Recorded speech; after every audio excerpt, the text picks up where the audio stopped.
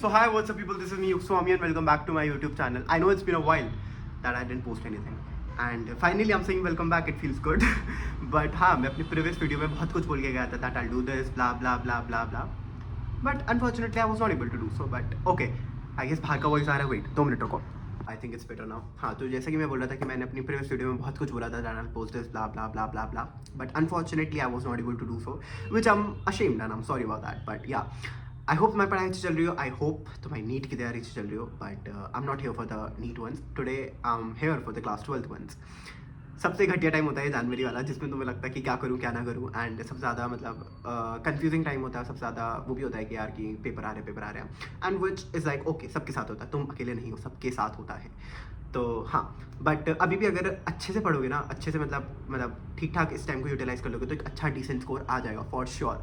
Those who don't know me, मैंने इसी साल अपनी क्लास 12 पास करी है. तो मतलब मैंने इसी साल अपनी क्लास 12 करी है. मेरे 2025 में 94% आई थी मेरी क्लास 12 में ओवरऑल. एंड मैं अपना एक्सपीरियंस शेयर करूँगा जो मतलब मैंने करा था कि मैंने लास्ट मंथ, सच बताऊँ मैंने भी स्टार्टिंग में इतना ज़्यादा नहीं पढ़ा था, बट जो लास्ट के 2 महीने थे ना, ये जनवरी फरवरी और फरवरी का आधा और हमारा दिसंबर वाला महीना जो ये थे ना, इसमें मैंने बहुत अच्छे से पढ़ा था. So that I was able to like score 94. And trust me, बहुत ईजी होता है, मतलब बहुत ईजी भी नहीं होता है मुझसे, बट हाँ इतना टफ नहीं होता जितना तुम समझते हो कि बिल्कुल नहीं आ पाएंगे, नहीं हो पाएगा. नहीं, अगर पढ़ोगे तो आ जाएंगे, बहुत आराम से आ जाएंगे. बस कंसिस्टेंटली मेहनत करनी हो, सही जगह मेहनत करनी है, क्योंकि ऐसा नहीं है कि अब तुम्हारे पास टाइम है, तुम बड़े बड़े लेक्चर देख रहे हो, 4-4 10-10 लेक्चर देख रहे हो चैप्टर के. नहीं, ये वो टाइम नहीं है, क्योंकि अब तो वन शॉट से ही कवर करना पड़ेगा. देखो, अगर तुमने अभी कुछ भी नहीं पढ़ा, ऐसा तो होगा नहीं, आई गेस कुछ भी नहीं पढ़ा. सब बच्चे को ऐसा लगता है कि हमने खुद कुछ भी नहीं पढ़ा यार, नहीं यहाँ तो कुछ भी स्टार्ट कर पाया. नहीं, ऐसा कुछ नहीं होता. तुम्हें थोड़ा बहुत नॉलेज तो होगी, एटलीस्ट मिनिमम कुछ तो सुना ही होगा, कि चैप्टर का पता तो होगा क्या क्या है. तो हम बात करेंगे फिजिक्स केमिस्ट्री बायोलॉजी की, तीनों को अलग अलग बात करते हैं. सबसे पहले अगर मैं बात करूँ फिजिक्स भाई, फिजिक्स का पेपर देखो अनप्रेडिक्टेबल आएगा, कुछ नहीं पता क्या आएगा, क्योंकि मैंने जैसा एक्सपेक्ट करा था पेपर वैसा तो बिल्कुल भी नहीं आता. क्योंकि मेरे को लगा था डेरिवेशन होंगी पेपर में एक भी डेरिवेशन नहीं थी, एक थी शायद 2 नंबर की, इससे ज़्यादा और कुछ डेरिवेशन नहीं थी. थ्योरी एक्सपेक्ट करी थी, थ्योरी आई थी, बट पता नहीं थ्योरी क्या आई थी, मतलब क्या ही थ्योरी थी वो, ठीक है, उसमें कुछ लिख भी नहीं पाया था मैं. बट हाँ, न्यूमेरिकल आते हैं और मतलब पेपर बहुत ज़्यादा, मतलब तुम प्रिडिक्ट नहीं कर सकते फिजिक्स का पेपर क्या आएगा, क्योंकि फिजिक्स हमेशा रुलाता है बच्चों को, रुलाएगा शायद इस बार भी, आई डोंट नो. बट हाँ, फिजिक्स के लिए अच्छे से प्रिपेयर करो. फिजिक्स के लिए आई वुड से डेरिवेशन देखो. अब ऐसा थोड़ी है कि मतलब अगर लास्ट के 2 साल डेरिवेशन नहीं आई, या मतलब लास्ट ईयर भी ना डेरिवेशन आई थी, बट जो दिल्ली वाला सेट था ना, इधर वाला इधर नहीं आई थी, बाकी के सेट्स में आई थी. तो ऑब्वियसली डेरिवेशन को तुम्हारा प्राइम फोकस होना ही चाहिए अभी भी, क्योंकि डेरिवेशन से एक तो तुम्हारे को फॉर्मूला याद हो जाते हैं, तुम्हारे को थोड़े कंसेप्ट भी याद हो जाते हैं. तो डेरिवेशन तो तुम्हारे को मोस्ट इंपॉर्टेंटली सारी करनी है, एक करनी है और बहुत अच्छे से करनी है. डेली मैं तो बोलूँगा, मैंने क्या काम करा था कि मैंने एक नोटबुक ली थी, एक नोटबुक में सारी डेरिवेशन लिख ली थी, स्टार्ट से लेकर एंड तक, मतलब इलेक्ट्रोस्टैटिक से लेके पूरा मॉडर्न तक, सेमीकंडक्टर तक उल्टा पूरी मैंने क्या कर ली थी, पूरी डेरिवेशन लिख ली थी. उससे मैं हर वीक मतलब हर दूसरे दिन रिवाइज करता रहता था. तो ऐसे ही करना है तुम्हारे को भी. और जो डेरिवेशन में तुम्हें ऐसा लगे कि हाँ अटक रहे हो, मतलब बोल के देखो, ठीक है, उसका तुम्हें लग रहा है कि हाँ तुम अटक रहे हो, तो उसे एकदम से लिख के देख लो, तो डेरिवेशन ऐसे हो जाएंगे. उसका अगर मैं बात करूँ क्वेश्चन प्रैक्टिस की, क्वेश्चन प्रैक्टिस कैसे करनी है. सबसे पहले तुम्हारे को क्या कर लेना है, अभी एक्स्ट्रा क्वेश्चन मत करो. एनसीईआरटी के भी यार देखो बहुत ज़्यादा क्वेश्चन है, एनसीईआरटी के क्वेश्चन भी अभी करना आई डोंट थिंक मतलब प्रोडक्टिव होगा. इंस्टीड ऑफ दैट तुम पीवाईक्यू कर सकते हो. जो मतलब पीवाईक्यू की एक बुक आती है, मैंने जो फॉलो करी थी वो थी टुगेदर विद की बुक थी, एक टुगेदर विद की पीवाईक्यू था, तो मैंने वो सॉल्व करी, तो मैंने वो पूरी सॉल्व करी थी और 1 महीने में ही करी थी मैंने भी, क्योंकि उसमें इतने ज़्यादा क्वेश्चन नहीं है पर चैप्टर, उसमें हार्डली 50 क्वेश्चन होंगे, हार्डली, ठीक है, हार्डली बोल रहा हूँ, छोटे छोटे चैप्टर में और कम होंगे. तो वो क्वेश्चन तुम्हारे को बहुत अच्छे से करने हैं, सारे क्वेश्चन करो पीवाईक्यू के, उससे तुम्हारे को पता लगेगा कि पेपर कहाँ से क्या पूछ रहा है, ठीक है, वो हो जाएगा तुम्हारा. तो तुम्हारे को क्या करना है, सबसे पहले वन शॉट देखना है. वन शॉट देखने के बाद एकदम फिर तुम्हारे को जो वन शॉट में टीचर ने जो तुम्हारे पीवाईक्यू मतलब नोट क्वेश्चन जो भी कराए वहाँ पे, वो सारे को बहुत अच्छे से करना है, मतलब 2-3 बार पढ़ना है उसे बिल्कुल एक्सेल करना है. उसके बाद फिर तुम्हारे को पीवाईक्यू यूज़ करना है and that's it for the chapter. Derivation देख लो, बात खत्म. हर चैप्टर ऐसे खत्म करो.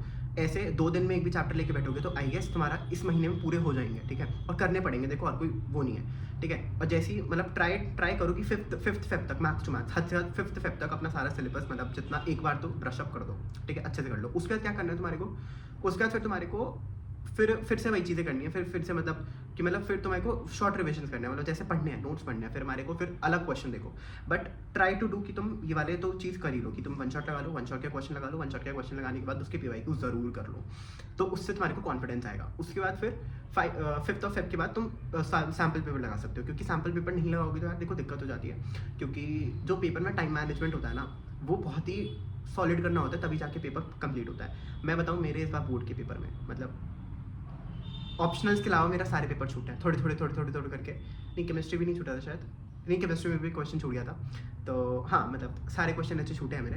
तो टाइम मैनेजमेंट तुम्हारे को बहुत इंपॉर्टेंट है। तो एक सैम्पल पेपर जरूर करके जाना, एक 2-3 लगा के जाना पूरे अच्छे तरीके से, मतलब 3 घंटे का टाइमर सेट करके पूरे लिख के जाना, ठीक है। तो वो करके जाना। तो फिजिक्स में क्या करना है, वन शॉट लगाना है। वन शॉट लगाने के बाद वन शॉट के क्वेश्चन करने हैं। वन शॉट के क्वेश्चन करने के बाद फिर तुम्हारे को PYQ लगाने हैं। कोई सी बुक खरीद लो, ऑनलाइन खरीद लो, कहीं से भी देख लो, कुछ भी कर लो, बट PYQ लगाओ। और अगर तुमने ऑलरेडी पढ़ रखा है कि तुम्हारे पास ऑलरेडी नोट्स हैं, तो तुम्हें शायद वन शॉट लगाने की ज़्यादा जरूरत नहीं है। मतलब तुम्हारे को तुम देखो, अगर तुम खुद पढ़ के रिवीजन कर लेते हो तो दैट्स गुड, फिर तो वन शॉट मत देखो। बट अगर तुम्हारे को ऐसा है कि यार नहीं, एक बार अगर बता देना वही तो बढ़िया हो जाएगा, तो तुम्हारे को बस वन शॉट देखना है।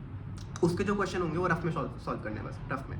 उसके बाद वन शॉट खत्म हुआ। वन शॉट खत्म होने के बाद तुम्हारे नोट्स पर जाना है जो तुमने ऑलरेडी बना रखे हैं। हाँ तो मैं क्या बोल रहा था, हाँ तो मैं वन शॉट देखने के बाद अपने नोट्स के पास जाना है, जो नोट्स तुमने ऑलरेडी बना रखे किसी टीचर के, उन नोट्स को पढ़ना है, उन नोट्स को एक्सेल करना है। उसके बाद फिर तुम्हारे को PYQ करना है, और फिर उसके बाद फिर सैम्पल पेपर लगा लेना, बस सेम।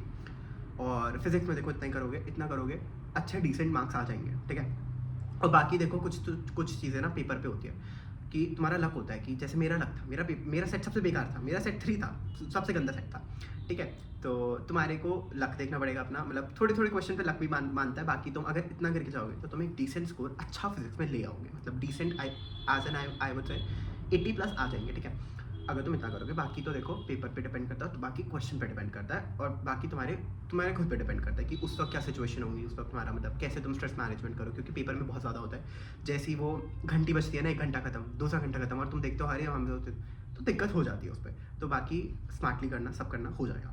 अगर मैं बात करूँ केमिस्ट्री की, केमिस्ट्री पता है इनिशियली क्लास 12 में आई वाज लाइक मेरे से केमिस्ट्री नहीं होती, बिल्कुल नहीं होने की, but as far as I starting doing it फिर होने लगी, ठीक है। तो जो तुमसे नहीं होता ना उसे लेके सबसे पहले बैठो, और आई वुड से स्टार्ट विद सबसे पहले मतलब अगर तुमने कुछ भी नहीं पढ़ा है तो आई वुड से फिजिकल केमिस्ट्री के 3 चैप्टर कर लो। फिजिकल केमिस्ट्री के चैप्टर ईजी हैं, अच्छे हैं और जल्दी हो जाएंगे, ठीक है। फिजिकल केमिस्ट्री के चैप्टर करो, उनके क्वेश्चन वही सेम करने से वन शॉट लगाना है। वन शॉट लगाने के बाद वन शॉट के क्वेश्चन करने हैं अच्छे से, जो टीचर करा रहा है तुम्हारे को वो अच्छे से पढ़ने हैं। उसके बाद फिर तुम्हारे को PYQ लगाना है। PYQ मस्ट है, PYQ लगाने पड़ेंगे। और PYQ ऐसे नहीं करने की PYQ की बुक खरीदे बैठे बैठे पढ़ रहे हो, नहीं। फिजिक्स और केमिस्ट्री में एक चीज़ सॉल्व करनी है, फिजिकल केमिस्ट्री में पूरा सॉल्व करना है, ऑर्गेनिक में सारी रिएक्शन लिख के देखनी है, और फिजिक्स में भी सारे न्यूमेरिकल सॉल्व करने हैं। ऐसे करोगे, पढ़ोगे, कभी याद नहीं होगा। जब तक तुम लिखोगे नहीं खुद से तब तक नहीं होने का।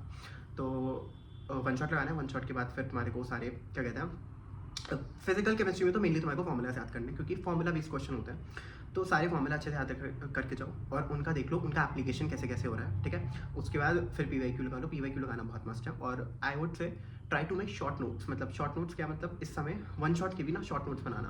क्वेश्चन का चाहे तुम स्क्रीनशॉट लेके उसके बाद तुम उसमें से देख के लिख लो, बट फॉर्मूलाज का वो बना लो शॉर्ट नोट्स, तो उससे तुम्हारे को लास्ट में रिवीजन में बहुत हेल्प करेंगे। फिजिकल केमिस्ट्री के बाद तुम एकदम जाओ ऑर्गेनिक पे, और ऑर्गेनिक पे अगर मैं बोलूँ तो ऑर्गेनिक का भी वन शॉट देखो, और उसके बाद क्या काम करना है तुम्हारे को, उसके बाद तुम्हारे को NCERT पढ़नी है, NCERT लेके बैठना है। ऑर्गेनिक की NCERT बिल्कुल मतलब बहुत अच्छे से पढ़नी है, क्योंकि ऑर्गेनिक NCERT से ही आती है। ऑर्गेनिक की NCERT इतनी अच्छी लिखी हुई है, स्पेशली फॉर द क्लास 12 की NCERT बहुत अच्छी लिखी हुई है। तो पूरा NCERT पढ़नी है क्लास 12 के ऑर्गेनिक के, बिल्कुल एक वर्ड, एक लाइन, जो भी सारे एग्जाम्पल दे रखे हैं, जो मतलब ऐसे दे रखे होते हैं ना, कॉमन नेम्स वगैरह, वो सब अच्छे से करना है, क्योंकि पेपर में क्वेश्चन उसमें से आता ही आता है, ठीक है। और रिएक्शन आएंगी, ठीक है, तो वो सब करना है। तो ऑर्गेनिक के लिए वन शॉट लगाना है। वन शॉट के बाद straight up jump to your NCERT करो। NCERT के बाद मतलब जैसे एक चैप्टर कर लिया, एक चैप्टर की तुम सारी रिएक्शन याद करने का ट्राई करो। स्टार्टिंग में नहीं होगी, एकदम नहीं होगी, तो क्या काम करना है, एकदम से सारी रिएक्शन याद करनी, मैकेनिज्म भी थोड़े जो दिन के दे रखे हैं उनके थोड़े पढ़ लेना, ठीक है। तो वो सारी करनी है। उसके बाद तुम्हारे को क्या करना है, PYQ खरीदो, PYQ की बुक लो, उससे लेके बैठो और उसके क्वेश्चन करो। तो PYQ में क्या होगा, क्वेश्चन आएगा तुम्हारे सामने, क्वेश्चन आएगा, ठीक है। अब तुम उसे ट्राई करो सॉल्व करेगा, अगर ना हो फिर NCERT खोलो, फिर ढूंढो वो रिएक्शन कहाँ लिखी हुई है, फिर उसे वहाँ से पढ़ो, फिर लिखो, ठीक है। ऐसे करते जब तुम लास्ट क्वेश्चन पे आओगे ना, most of the reaction 90% of reaction तुम्हारे को याद हो चुकी होंगी। तो ऑर्गेनिक के लिए ये अप्रोच रखना है, क्योंकि ऑर्गेनिक की रिएक्शन एकदम से याद नहीं होती है, ठीक है। तो तुम्हारे को क्या काम करना है, वन शॉट के बाद NCERT पढ़नी है। NCERT पढ़ने के बाद एकदम क्वेश्चन पे जाओ, क्वेश्चन पे जाने के बाद फिर जो क्वेश्चन है वो सॉल्व कर लो, जो नहीं हुई फिर NCERT खोलो, NCERT खोलने के बाद फिर उस रिएक्शन को फिर से पढ़ो और फिर लिखो। तो ये ऐसे बहुत आराम से हो जाएगा। उसके बाद अगर मैं बात करूँ इनऑर्गेनिक से मेरे को भी बहुत डर लगता था, बट हाँ, इनऑर्गेनिक के 2 ही चैप्टर है, डीएनएफ ब्लॉक है और एक हमारा कोऑर्डिनेशन कंपाउंड है। कोऑर्डिनेशन कंपाउंड बहुत अच्छा चैप्टर है और थोड़ा टाइम कंज्यूमिंग चैप्टर है, बट उस पर टाइम लगाओगे ना तो बहुत फ़ायदा रहेगा। तो आई वुड से कोऑर्डिनेशन पे अगर तुम 3 से 4 दिन भी दे रहे हो ना अच्छे से, तो कोऑर्डिनेशन अच्छे से करो, क्योंकि कोऑर्डिनेशन से क्वेश्चन आएगा ही आएंगे। क्वेश्चन काफ़ी आते हैं कोऑर्डिनेशन से, ठीक है। एक तो वो ज़रूर आता है हाइब्रिडाइजेशन निकालने वाला, एक उसकी नेमिंग ज़रूर आएगी। तो कोऑर्डिनेशन बहुत अच्छे से करो, कोऑर्डिनेशन को टाइम दोगे, कोऑर्डिनेशन का सारा टाइम वर्थ इट होगा और बहुत अच्छे से, मतलब हर चैप्टर का टाइम वर्थ इट होगा, बट कोऑर्डिनेशन बहुत इंपॉर्टेंट चैप्टर है। कोऑर्डिनेशन बहुत अच्छे से करो, 1 शॉट लगाओ उसका, 1 शॉट लगाने के बाद 1 शॉट में जो भी टीचर बता रहा है वो सब याद कर लो, ठीक है। कोऑर्डिनेशन की एनसीईआरटी अगर पढ़ पाओ तो एनसीईआरटी पढ़ लेना, बट अगर नहीं भी टाइम है तो जो टीचर ने नोट्स बनवाए हैं, जो भी उसमें सारे कॉन्सेप्ट बताए हैं, वो सारे एक नोटबुक में लिखते जाओ हल्का हल्का करके और उसे याद करो। कोऑर्डिनेशन में ये करना है, उसके बाद सेम वही करना है, उसके बाद फिर उनके पीवाईक्यूज आ रहे हैं, ठीक है। और डीएनएफ ब्लॉक की बात करूँ तो डीएनएफ ब्लॉक की एनसीईआरटी लिखी हुई है, बहुत अच्छे से लिखी हुई है, सारी एनसीईआरटी उसी की पढ़नी है, बट पहले 1 शॉट लगाना है। 1 शॉट लगाने के बाद जो भी वो सारी चीज़ें बताएं वो सब देखना, उसके बाद फिर एनसीईआरटी पढ़ लेना, एनसीईआरटी पढ़ने के बाद उसके बाद फिर क्वेश्चन देख लेना। और जो मेन है उसमें लास्ट में तो वो है रिएक्शन है इनऑर्गेनिक के, वो बहुत इंपॉर्टेंट है, उसमें से एक ना एक आएगी ज़रूर, एक ना एक ज़रूर आएगी, तो वो ज़रूर करके जाना, वो सारी अच्छे से अभी से याद करके जाना। मैंने तो बहुत ज़्यादा एंड मोमेंट पे करी थी, बट हो गए थे मेरे, मतलब मैंने कर ली थी उसे, बट दिक्कत होगी तो इससे अभी से करके जाना। इनऑर्गेनिक की रिएक्शन देखो, मैंने तो देखो रटी थी, तुम भी रट लेना। बाकी उसमें रिडॉक्स हमारे को थोड़ा सा आना चाहिए, ठीक है, रिडॉक्स थोड़ा सा आना चाहिए, क्योंकि उसमें बैलेंसिंग होती है और बैलेंसिंग नहीं करके आओगे तो नंबर नहीं मिलेंगे। तो इनऑर्गेनिक की रिएक्शन बहुत इंपॉर्टेंट है। और एनसीईआरटी पढ़ लो डीएनएफ ब्लॉक की, कोऑर्डिनेशन बहुत अच्छे से करो, पूरा अच्छे से करो, क्योंकि कोऑर्डिनेशन हो जाएगा। कोऑर्डिनेशन इट्स नॉट लाइक कि नहीं होगा, हो जाएगा, बहुत आराम से हो जाएगा, तो वो करो। केमिस्ट्री के लिए यही अप्रोच रखो और भाई try to cover your syllabus by 5-6 फरवरी, दोनों फिजिक्स और केमिस्ट्री का, और फिर उनके सैम्पल पीरियड लगाओ। अभी बायो को ज़्यादा मत पढ़ो, क्योंकि बायो का पेपर लेट है, तो प्रेपरेटरी लीव बहुत ज़्यादा होगी उसमें, तब पढ़ लेना। और अगर तुम्हारी मतलब ऐसा है कि तुमने कुछ भी नहीं करा तो देखो 1 घंटा बायो को भी देना पड़ेगा, ठीक है। तो coming back to the topic, biology की अगर मैं बात करूँ तो बायोलॉजी में तुम्हारे को क्या करना है, 1 शॉट देखना है। 1 शॉट देखने के बाद डायरेक्ट एनसीईआरटी पढ़नी है, और एनसीईआरटी एक बार नहीं पढ़नी।